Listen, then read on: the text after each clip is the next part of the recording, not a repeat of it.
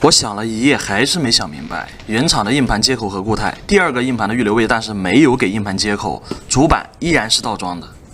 每当时光的列车缓缓驶过戴尔 G 系列，戴尔的 G16就坐在那里，深情的目光望过去，都是 G15的影子。远方的外星人固然美好，而列车短暂的停留更是像在寻找丢失的东西。当时，光奏出了记忆的旋律。今年的 G16还在那里，深情的目光望去，勾勒出了 G3、G5、G7模糊的记忆。渐行渐远的车轮，默默带走了属于4代游戏本的那个年代，却指引出了一条向前追寻外星人的足迹。他们稍有转身 ，G16还在那里。深情的目光望过去，试图回到过去那个出发的站台，记起自己的去年还有2个硬盘接口的记忆。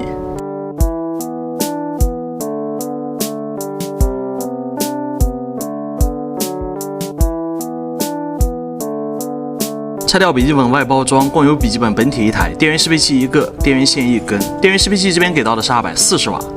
笔记本裸机重量2.612千克，加上电源适配器3.577千克。这应该是我入行这么多年以来戴尔 G 系列游戏本颜值最高的一次。G 系列 A 壳非常的有质感，非常好看。机器正中间的这个 logo 在光照下会出现一个渐变色的效果，非常好看。戴尔 G16终于采用了我最喜欢的16:10的一个屏占比规格，我个人觉得屏幕的观感非常好，上边框1指宽，下边框也是1指宽，终于没有之前的大下巴了，这点的话非常好评。机器的 C 面搭配了彩色的 RGB 键盘灯，可以在外星人控制中心调节。我开箱的这款不是樱桃的键盘，有一款配置和这个一样，只是给了樱桃的一个键盘，但是贵了有1000块钱，划算不划算你们自己看着办。这个还有一个缺点就是它没有数字小键盘了，这点很讨人厌，没给数字小键盘。接口情况，机器的轴部 Type-C 口、USB-A 口、HDMI 接口，还有一个电源接口。再看一下机器的一个左侧，机器的左侧有一个耳机45网线接口，3.5毫米耳机耳麦口。最后再看一下机器的右侧，机器的右侧的话，最终还是有2个 USB 的 A 口。新版本娱乐大师跑分，总分跑到了160万分，处理器跑到了70万分，显卡跑到了38万8千分。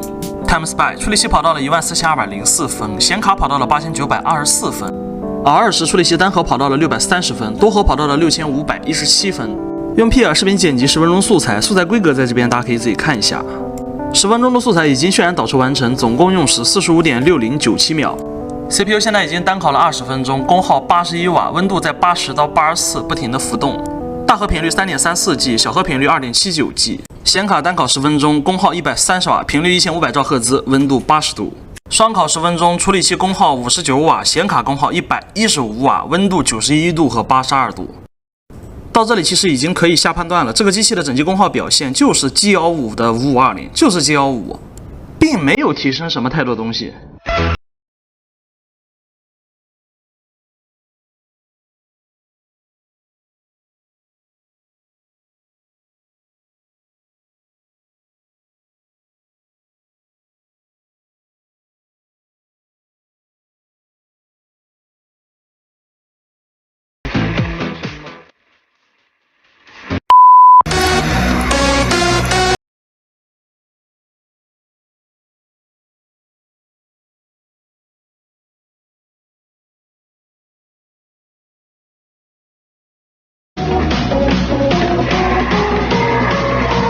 准备好了就上，猎人。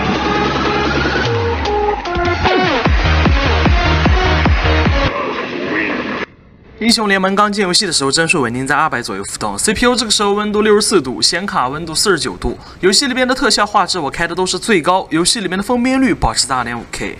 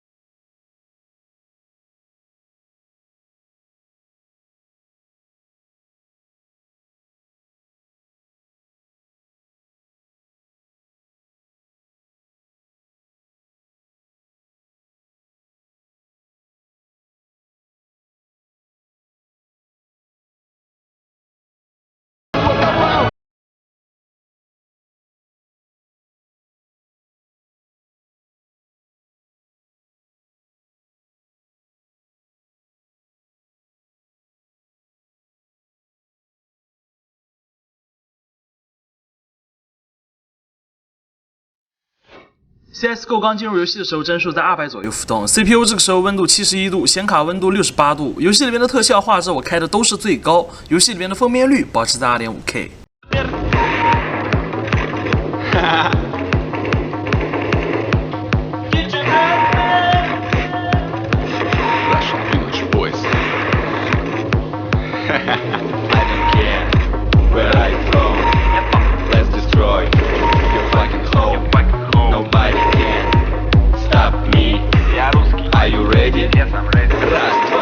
Погнали.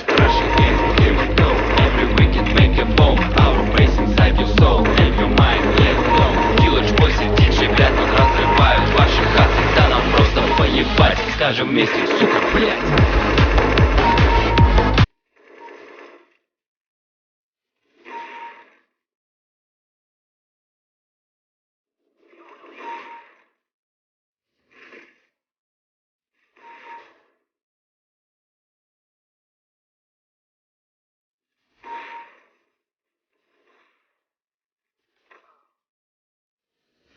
穿越火线刚进游戏的时候，帧数稳定在90左右浮动 ，CPU 这个时候温度72度，显卡温度69度。游戏里边的特效画质我开的都是最高，游戏里边的分辨率保持在2.5K。在飞机上的时候，帧数稳定在70左右浮动，显卡这个时候功耗112瓦。自闭层开伞的一瞬间，帧数从104降到了78左右 ，CPU 这个时候温度84度，显卡温度78度。落地的一瞬间，帧数从93降到了55，然后又迅速的回弹。像刚才那种情况，显卡功耗没有降，频率也没有降，那就是游戏优化的问题。开枪攻击敌人的时候，帧数稳定在100左右浮动，游戏操作体验感很好，没有出现明显的脱手感以及撕裂感。虽然这个屏幕的亮度只有300尼特，但是也是够用的。拯救者的500尼特固然是好，但是16:10的一个屏占比，我觉得更重要一些。代表我个人观点，我觉得2.5K 屏搭配16:10的一个屏占比的观感真的非常好。GTA 5，而新的一大神作，游戏里边的特效画质我开的都是最高，游戏里边的分辨率保持在2.5K。